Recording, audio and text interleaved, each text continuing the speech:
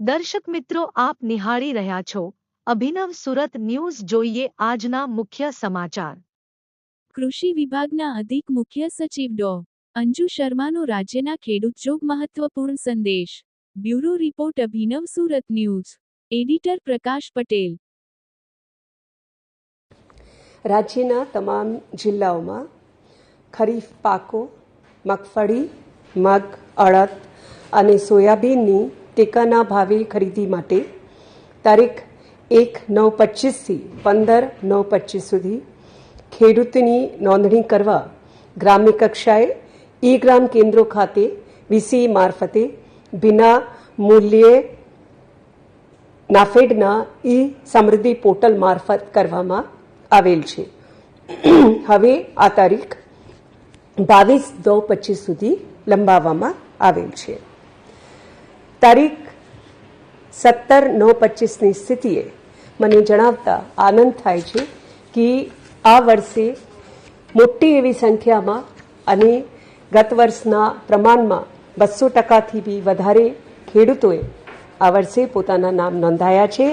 અને મગફળીમાં 8,79,221 ખેડૂતો, અડદ માટે 5,206 ખેડૂતો, મગ માટે 1,186 ખેડૂતો, સોયાબીન માટે 66,223 ખેડૂતોએ એમએસપી માટે નોંધણી કરેલ છે. અને આમ લગભગ 9.5 લાખ જેટલા ખેડૂતોની આ સિઝનમાં મગફળી અને અન્ય પાકોના એમએસપી પ્રોક્યોરમેન્ટનો લાભ મળવાની શક્યતા છે. ખેડૂત મિત્રો, જેમ આપ બધા જાણો છો કે ગત વર્ષની જેમ આ વર્ષે પણ આપણે આપ જે નોંધણી કરાવો છો તેનું એક પ્રાથમિક કક્ષાએ વેરિફિકેશન કરીએ છીએ. અને આ વેરિફિકેશનના ભાગરૂપે આપણે એક સેટેલાઇટ ઇમેજના આધારે રિપોર્ટ કાઢી છે. અને આ રિપોર્ટને આધારે અમે લોકો આપને મેસેજ કરવામાં આવ્યા છે. મારે આપ બધાને જણાવવાનું કે આ એક ફક્ત અસેસમેન્ટની પ્રોસિજર છે અને એક પ્રાથમિક પ્રક્રિયા છે, જેનું વેરિફિકેશન થયા બાદ આગળનો નિર્ણય લેવામાં આવશે. આપના જે સર્વે નંબર છે એ બધા તમામ સર્વે નંબરોની યાદી પણ ગ્રામસેવકોને મોકલવામાં આવી છે. અને ગ્રામસેવકોને આ વેરિફિકેશન કરવા માટે પણ જણાવવામાં આવ્યું છે. તે સિવાય આપને એસએમએસ એટલા માટે આપવામાં આવ્યું છે કે આપ પણ ગ્રામસેવકોનો સંપર્ક કરીને આ બાબતે આપનું જે પણ રજૂઆત હોય તે કરી શકો છો. અને આપનું પાકનું એમએસપીમાં પ્રોક્યોરમેન્ટ થાય તે જોવાનું અમારી ખાતરી છે.